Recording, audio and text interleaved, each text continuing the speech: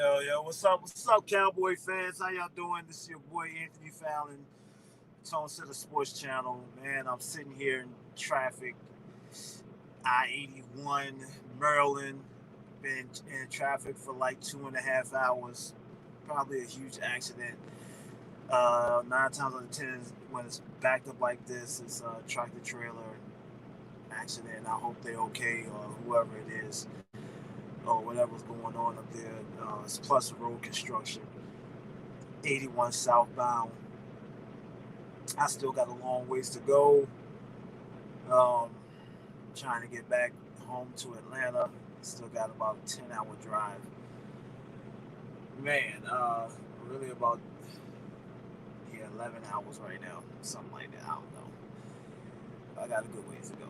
But anyway, first of all, let's get some. Did y'all see this game, Thursday night game, Green Bay Packers just knocked off the Cardinals with a walk-off interception? Confusion, lost in translation on the communication with AJ Green, and Rasul Douglas gets the pick in the end zone. 24-21. Green Bay Packers. I was wondering who was going to knock off the Cardinals first. I thought it was going to be a far lesser team. And you could say that Green Bay was a far lesser team because of Devontae Adams and Lazard being out. Tunyon went down in the game after making the catch. Kyler Murray walked off with a limp, looked like he hurt his knee when he just tried to run the ball for the first down. But anyway, very good game. Good win by the Packers. I just wish I had put money on it. And on the money line, Packers winning outright. I thought they might win this game, but I wasn't too sure. So, hey, I just left it alone. Right? And what you're seeing up on the screen right now while I'm talking is the Cowboys-Patriots game. I made a video last week describing the winning the drive that won the game, and pretty much what you're seeing is the offensive set that they ran about 6 times on this drive to beat the Patriots, and how Kellen Moore played a hell of a chess game to checkmate Bill Belichick in that defense. And how it was perfectly set up. And as a matter of fact, I think this is the first time. Yeah, this is when. Let me look at the. Yes, 1st and 10. And matter of fact, y'all, if y'all remember, they called timeout the first time they ran. They set up in this 22 set with the 2 wide receivers on one side and 2 tight ends on the other. They called timeout, and then came back and did a run option play or play action pass, how we were to Dalton Schultz. But then at the end of the drive, where CeeDee Lamb scored, because this is the difference. This is the first drive, the first play of this drive, and it's Noah Brown at the top in this set. And then at the end of the drive, where CeeDee Lamb that went in for the score, and they was gonna run this play right here. They was gonna run. Look at the set. Look at. This is what New England was in when CeeDee Lamb scored in a cover one, in the same one, and they was gonna go for the big play then, but then called timeout, and then ran it later once they got across the 50-yard line, and that threw to CeeDee Lamb in the same coverage that New England's playing right now. Okay, now you see the title. And we all know we've been talking. Everybody's been talking about the L.Collins situation, right? And that he's back practicing. Uh, he's back practicing, and he's been put on backup duty right now at left guard and back up to turn steel at right tackle, which is his natural position he's been playing for the last 4 years. And creating competition. Turnstile has not done anything to get off the field. L.Collins is the assumed starter. So this is where we are right now.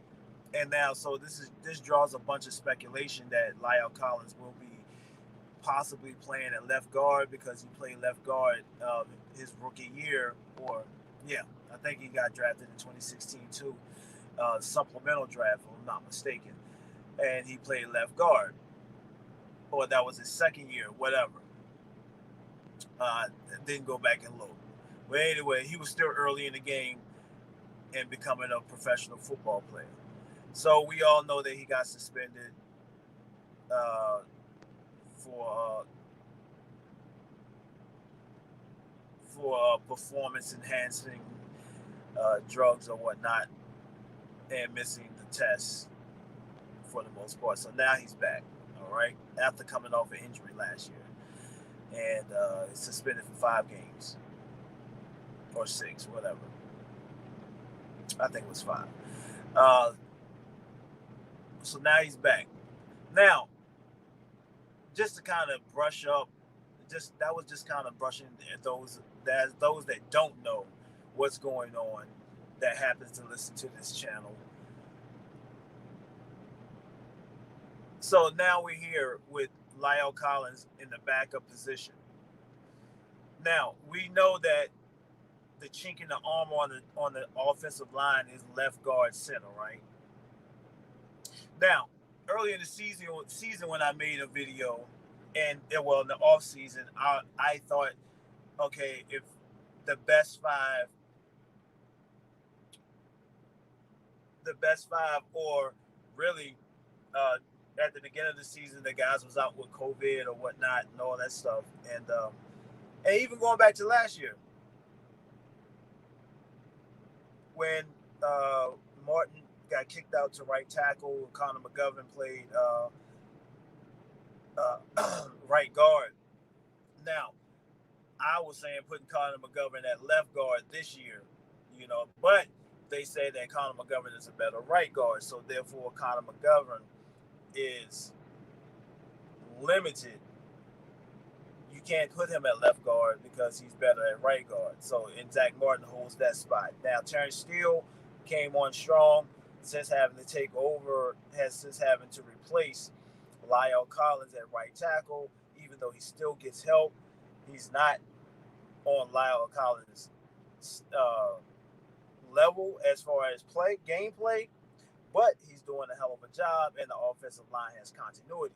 Now, this is my argument with L.Collins, or the argument that everybody's trying to make is because L.Collins is the starter, getting paid $50 million. He's the $50 million man. He should get his starting position back. And if does he really want to be at left guard? Maybe he won't be at left guard permanently.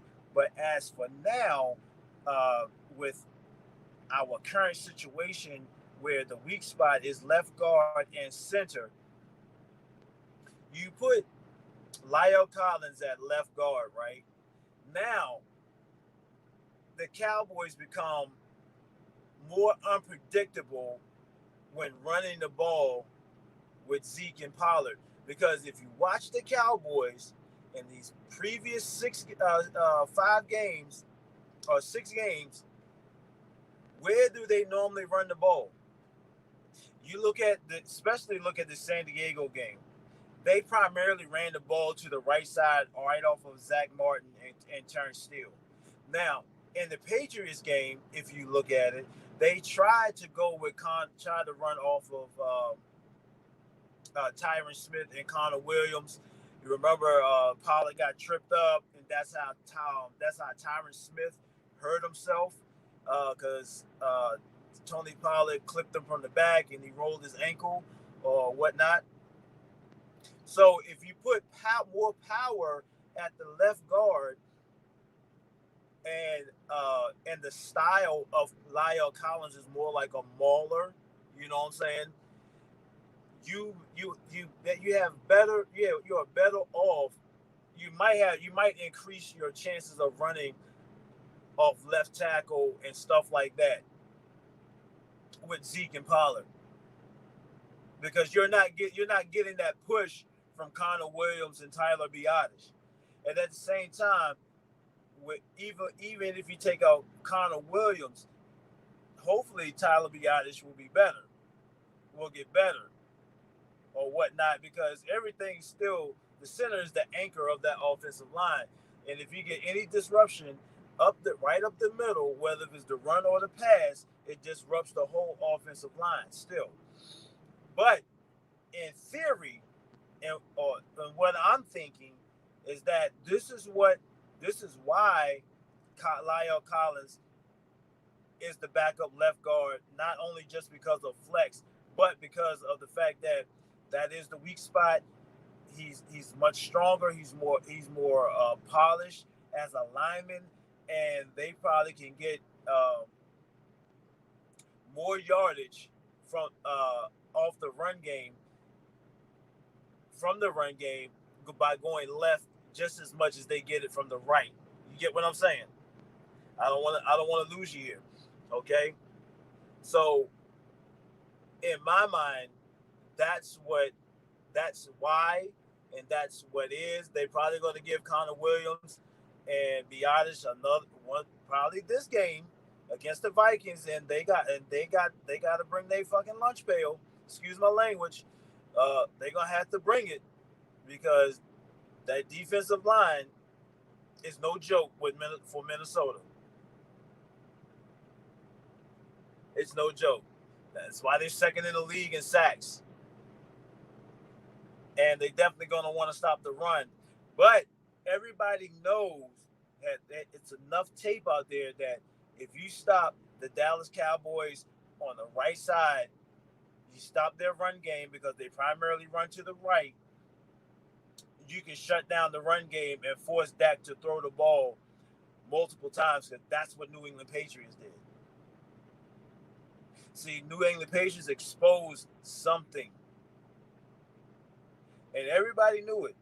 I mean, teams knew this before then that the left and right, that the left and center, left guard and center was the weak spot, but nobody could stop uh, the right guard and right tackle with the tight ends helping with chip blocks and all that stuff. That Zeke and Pollard was still getting their yards. So if you shut down the right side, force them to go left where they're not getting the push. So now you put Lyle Collins there, and you might better your chances of being more of a balanced, run-oriented team than what you already are. Because now you can run left, right, and up the middle with a stronger push at left guard. So hopefully this makes sense to you guys. I'm not going to harp on it, but it's definitely going to be interesting to see as we go further deeper into the schedule and when Lyle Collins is going to take over at left guard. I mean, and there's no knock on Connor Williams because you know what, Connor Williams can be the backup left tackle and left guard if this actually comes to fruition. You know what I'm saying? And left tackle is where Connor Williams want to be anyway. He wanted to play the tackle position. So we'll see, guys. This is going to be interesting. Um, and Lyle Collins shouldn't have any problems as long as he get on the field and get some gameplay if you really want to play the game. And there's no need to gripe about being in your former position for this season. You're still getting paid like a right tackle, so there shouldn't be any problem. And I'm pretty sure that he's good enough to reform or go right back to being playing left guard just for this season. And we got a long season. And so I'm going to get off of that. So we're going to talk about I'm gonna just chime in on the Michael Gallup situation because everybody's talking about trading Michael Gallup, and I've been advocating that Michael Gallup was going to be the wide receiver that's going to be out, and trade him, but trade him to a team where he's going to be used and going to be needed. But then again, it don't trade him in the NFC conference. You know what I'm saying? Put him on, trade him to the AFC team that could use a wide receiver. You know what I'm saying? A potential number one. Put him or match him with someone else. But at the same time, I can understand the argument because we have a 17 game season, and with adding Gallup to the fold, it's going to make us that much more explosive, and we can run four wide receiver sets like how we did. Let me show you, like how we did with the New England Patriots. And this, I think, this is, yeah. See, this is what we did. We ran a 4-by-1 multiple times in the New England Patriots game. And I just wanted to throw this in here because this was on the last video too that somehow recorded silently with no audio. I don't know how or what happened, but yeah. But we can run more plays like this, and now we are even more of a threat because you got Gallup, Cooper, Lamb, and Cedric Wilson, or Gallup, Cooper, Lamb, and put Tony Pollard, or put Zeke in, or you could put Blake Jarwin, or you could put Schultz. I mean, you could just switch it up. You can put Noah Brown in there. You can also throw in Malik Turner. You know what I'm saying? He's that speed guy that's going to blow the cover off top. You know what I'm saying? Now we got more options, and for the benefactor of it being of the war of attrition as far as it being a longer season. So if Gallup is going to be the odd man out, at least let him play. Let him show his stuff, and we just gonna have to let him walk free agent. Let him choose the team that where he wants to go. So instead of trading him to a team where he could be needed, it'd be nice to get a good draft pick and get the comp, you know, and get the comp pick, what I'm saying, at the end of the season. But we'll just settle with the comp pick and let this brother go to wherever he chooses after the season, which I think we have the potential to go the distance. And because of the fact that of the depth, the ability to interchange, to play different styles on offense and defense. And while this defense gets better, the offense is the force that's going to keep us afloat in games, and possibly win. I ain't gonna say I don't know what the record's going to be, but we definitely have some very tough games coming up. Starting with the Vikings, we're not going to sleep on the Broncos. We're definitely not going to sleep on Atlanta Falcons because they've been putting up points with everybody except that first game with Philly. But everybody else, they've been putting up points with the best of them and the worst. So we're not going to sleep on them either. But we got Kansas City, we got the Raiders, and we got the Cardinals on the schedule. So we'll see going forward. But really, I'm just kind of just talking right now, and it's not and this last segment on Gallup or whatnot is nothing new that the average Cowboy fan has not heard. So that I just wanted to just get in on that as well, because a lot of times, like I say, I like to be authentic and point out things that nobody else is pointing out. Because I just want to keep my channel original. I don't want to sit here and copycat what you heard from some of the main cowboy outlets on YouTube and stuff like that. And I listen to those guys as well. And if they make the points that I was going to make, I'm not going to make a video. And I heard quite a few of those points throughout the week versus the Vikings that I'm not even going to talk about, but I'm going to point out some of those was talked about KJ Osborne. You know what I'm saying? Like if Kirk, what Kirk Cousins are we going to get? You know, are we going to get the hot Kirk Cousins, or are we going to get the skittish kind? Where he's streaky. But that's gonna take some pressure on our behalf as well. That they're not a good third down team, but they are a big play team as well.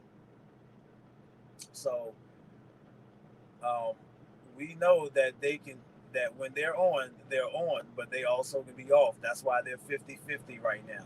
That's why they 500. Is because they can play with the best of them and they can play like the worst. So their record says who they say they are. But anyway, this is your boy Anthony Fallon. It's on Set of Sports Channel. Peace. I'm out.